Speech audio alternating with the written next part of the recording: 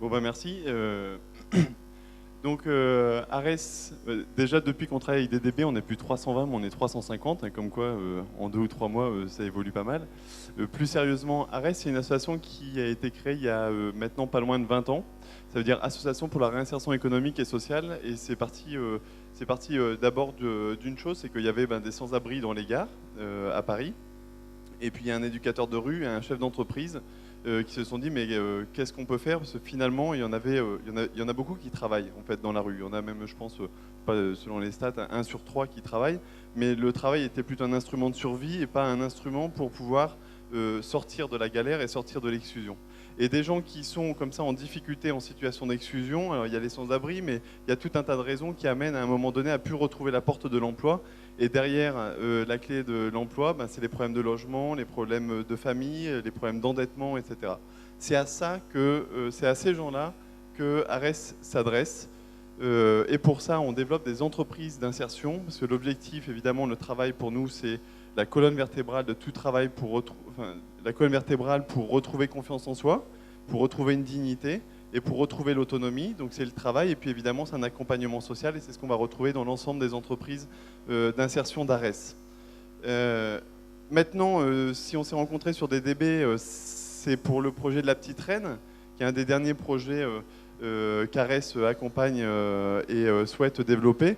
Vous avez un petit vélo qui est ici, qui peut embarquer à peu près 180 kg de marchandises, et dont l'ambition, c'est de révolutionner tout simplement le transport de marchandises en centre-ville, autant se la jouer un peu, et remplacer les camionnettes par ce petit vélo. Alors ça existe sur Paris, ça existe sur Bordeaux, sur Rouen, sur Dijon, et puis Lyon.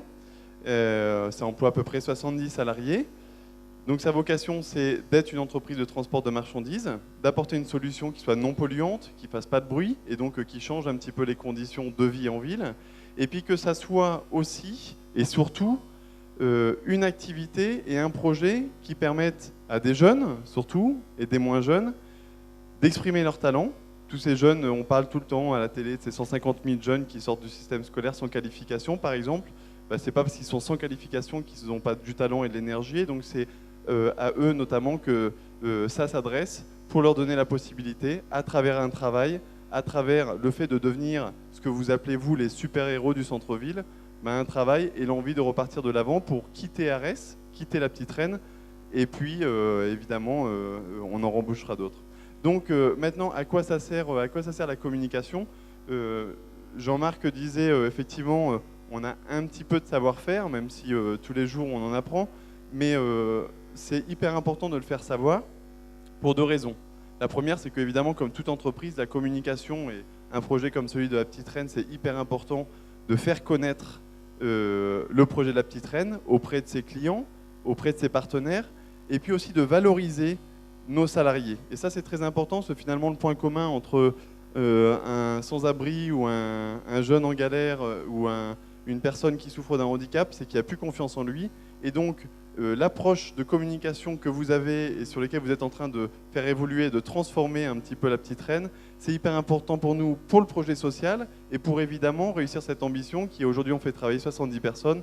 Si demain on peut le faire pour 100, 150, 200, 300, c'est le défi qui nous attend, et avec vous on a toutes les chances de le réussir.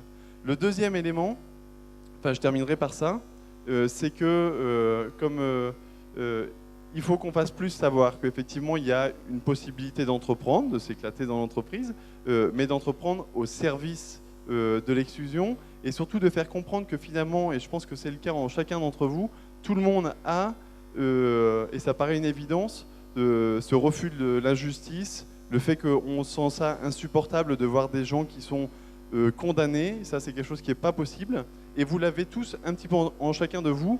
Et DDB Share, finalement, c'est une chance, je pense, pour vous et pour nous, de donner la possibilité de faire avancer des projets concrets, de faire avancer la cause, et en même temps, pour chacun d'entre nous, d'exprimer justement ce qu'on a au fond de nous. Et c'est tout le mal que je vous souhaite pour ça. Donc voilà, DDB, la première fois que j'ai rencontré Bruno, je pensais que c'était donner du blé. Finalement, c'est donner du boulot et donner un petit peu de bonheur, et c'est tout ce qui nous attend maintenant. Bonne soirée.